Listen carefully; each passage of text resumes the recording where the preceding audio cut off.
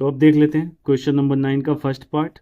X to the power m upon x to the power n power whole to the power l, x to the power n upon x to the power l whole to the power m into x to the power l upon x to the power m whole to the power N.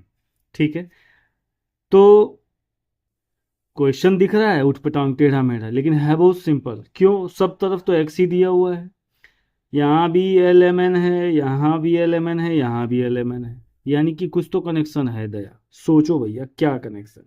तो सबसे पहला काम, भले कुछ ना है question में, at least पहला स्टेप तो कर ही लो। ठीक है, क्या करूँगा मैं?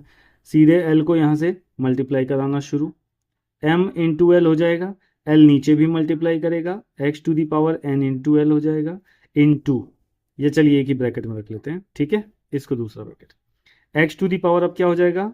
एम एन हो जाएगा, upon x to the power क्या हो जाएगा? एल एम हो जाएगा। दूसरे ब्रैकेट में x to the power l n हो जाएगा, upon x to the power m n हो जाएगा। होगा कि नहीं होगा बोलो? अब देखो, जब मल्टीप्लाई हो रहा है, बेस सेम है, तो सारी पावर्स क्या हो जाएंगी? ऐड हो जाएंगी। तो पहले वही कर लिया जाए। X to the power m l plus m n plus n l या l n, m l plus m n plus l n upon x to the power n l plus l m plus m n. अब जैसे जैसे आप करते करते expert हो जाएंगे ना, तो आपको दिखेगा। अभी दिख रहा है कुछ? अभी इसका आंसर कितना आएगा? अभी इसका आंसर आएगा 1। क्यों? क्योंकि देखो ये एम एल है, यहाँ एल एम है, तो 3 इंटू 2, 2 इंटू 3 तो बात बराबर ही है। M l into l m सही है, प्लस एम एन जुड़ गया तो प्लस एम एन यहाँ भी है, प्लस एल एन है प्लस एन एल हो गया। या अगर मैं इसको और सिंप्लीफाई करूँ, जिन बच्चों को नहीं समझ में आ रहा है, तो क्या मैं इसको ऐसे लिख सकता हूँ?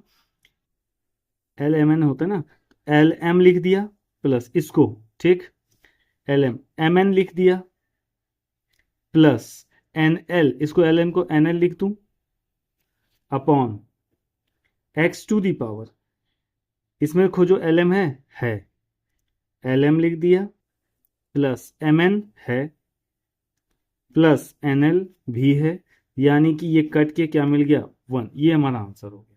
ठीक है, बहुत सिंपल क्वेश्चन था। तो चलिए बच्चों, अगला क्वेश्चन नंबर 9 का सेकेंड पार्ट देख लेते हैं। बहुत मज़ेदार क्वेश्चन है, बहुत ही ज़्यादा मज़ेदार। किया जाए इसको। सबसे पहला काम क्या? a माइनस बी से x to the power a plus b में मल्टीप्लाई, ए प्लस बी और ए माइनस बी का मल्टीप्लाई, और c into a minus b का। ठीक है, चलिए करते हैं। तो डरना नहीं है कि बहुत बड़ा टेढ़ा मेढ़ा क्वेश्चन है, कुछ नहीं है। A plus b into a minus b upon x to the power a minus b into c लिख सकता हूँ मैं इसको? बोलो। ठीक है, ये ना 6, 7, 8 वाली चीज़ें चल रही हैं, बस थोड़ा सा आपको अपग्रेड कर दिया गया है, उससे ज़्यादा कुछ है नहीं इसमें। ठीक है, तो अब ये क्या हो गया? X to the power b plus c into b minus c. थोड़े अलग अलग से कॉन्सेप्ट्स भी आएंगे, छोटे छोटे से, तो उससे भी डरने की कोई ज़रूरत नहीं है।